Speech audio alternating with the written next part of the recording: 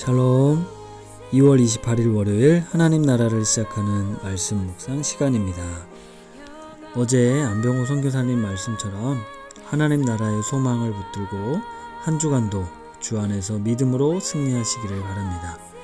오늘은 장년누리 이순 박선영 권사님께서 시편 78편 56절에서 72절까지 말씀을 읽어주시겠습니다. 하나님의 말씀을 경청하십시오. 그러나 그들은 지존하신 하나님을 시험하고 반항하여 그의 명령을 지키지 아니하며 그들의 조상들같이 배반하고 거짓을 행하여 속이는 활같이 빗나가서 자기 산당들로 그의 노여움을 일으키며 그들의 조각한 우상들로 그를 진노하게 하였음에 하나님이 들으시고 분내어 이스라엘을 크게 미워하사 사람 가운데 세우신 장막 곧 실로의 성막을 떠나시고 그가 그의 능력을 포로에게 넘겨주시며 그의 영광을 대적의 손에 붙이시고 그가 그의 소유 때문에 분내사 그의 백성을 칼에 넘기셨으니 그들의 청년은 불에 살라지고 그들의 처녀들은 혼인 노래를 들을 수 없었으며 그들의 제사장들은 칼에 엎드러지고 그들의 과부들은 애곡도 하지 못하였도다. 그때 주께서 잠에서 깨어난 것처럼 포도주를 마시고 고함치는 용사처럼 일어나사 그의 대적들을 쳐 물리쳐서 영원히 그들에게 욕되게 하셨도다. 또 요셉의 장막을 버리시며 에브라임 지파를 택하지 아니하시고 오직 유다 지파와 그가 사랑하시는 시온산을 택하시며 그의 성소를 산의 높음 같이 영원히 두신 땅같이 지으셨도다. 또 그의 종 다윗을 택하시되 양의 우리에서 취하시며 전 양을 지키는 중에서 그를 이끌어내사 그의 백성인 야곱 그의 소유인 이스라엘을 기르게 하셨더니 이에 그가 그들을 자기 마음의 완전함으로 기르고 그의 손의 능숙함으로 그들을 지도하였도다. 아멘.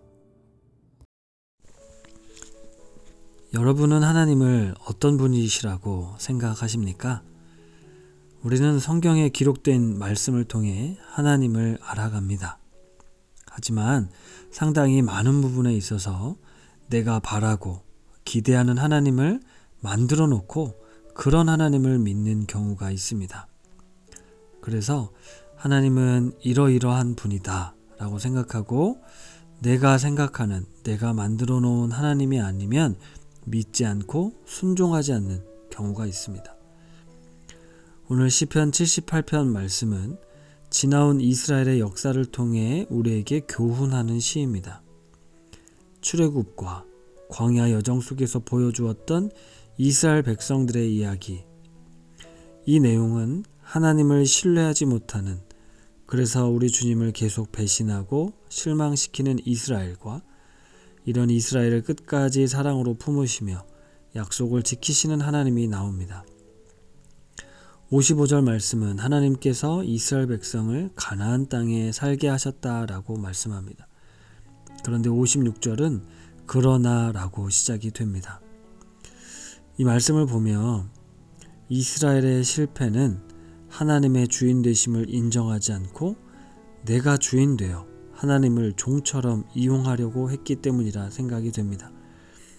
이스라엘 백성들 안에 그런 생각이 깔려 있었기에 가나안 땅에 정착한 이후에 하나님을 다른 우상들과 다를 바 없는 존재로, 다시 말하면 나의 필요를 채우기 위한 하나의 신으로 생각했다는 것입니다. 하나님께서 나 외에 다른 신을 섬기지 말아라, 우상을 만들지 말아라 라고 분명히 말씀하셨지만 그런 하나님의 말씀을 그리고 하나님의 존재를 너무나 쉽게 무시한 것입니다. 따라서 이런 주객전도는 하나님 앞에 너무나도 심각한 죄악이었기에 하나님은 이스라엘을 떠날 수밖에 없었습니다. 하나님이 떠나신 이스라엘은 처참한 결과를 맞이하는데요. 심판의 결과가 어떠한지는 61절에서 64절까지 묘사되고 있습니다. 그러나 우리가 기억해야 할 것은 하나님이 우리를 향한 목적은 심판이 아니라 구원이라는 것입니다. 이스라엘 백성을 구원하기 원하시는 것이 하나님의 뜻이고 그 구원의 과정 중에 잠시 우리를 정신 차리도록 혼내시는 것입니다. 그리고 65절부터 시작되는 말씀은 주께서 잠에서 깨어나 용사처럼 일어나십니다. 그의 대적들을 물리치고 영원히 그들에게 욕되게 하셨다. 이렇게 하나님의 구원의 이 위대한 선언을 하고 있습니다. 그리고 다윗을 택하시고 하나님의 백성들을 인도하는 목자로 다윗을 세우셨다라는 말씀이 나옵니다. 그 마지막 말씀은 이에 그가 그들을 자기 마음의 완전함으로 기르고 그의 손의 능숙함으로 그들을 지도하셨다라고 마무리합니다. 시편 78편 전체는 이스라엘의 역사, 더 나아가 우리 온 인류의 역사 속에서 하나님과 인간의 길고 긴 투쟁의 이야기를, 역사를, 그리고 결국 구원하시는 하나님의 계획을 너무나 잘 보여주고 있습니다. 그 과정 중에 다윗 이야기가 나왔는데요. 다윗과 대조하여 에브라임 지파 이야기도 잠시 나옵니다. 분명 에브라임 지파는 가장 숫자가 많았고 지리적으로 강점이 많은 곳을 소유로 받았습니다. 아시는 것처럼 요셉의 두 아들이었던 에브라임입니다. 요셉에게 복주셔서 므낫세와 에브라임의 두 아들이 이스라엘의 12지파가 되는 지위를 누리게 됐고 그 중에서도 에브라임은 더 큰 복을 받았는데 에브라임 지파는 하나님 앞에 교만함으로 버림받게 됩니다.